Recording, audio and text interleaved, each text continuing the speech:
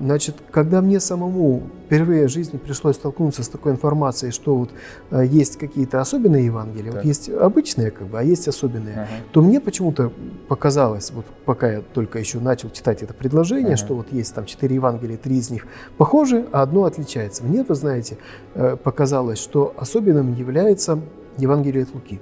Почему? Потому что оно самое подробное.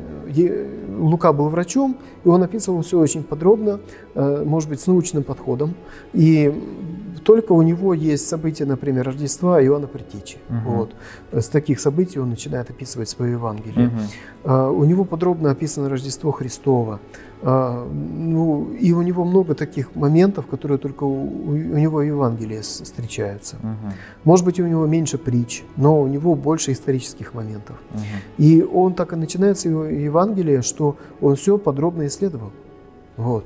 И поэтому мне казалось, что у Луки вот наиболее подробно так все описано.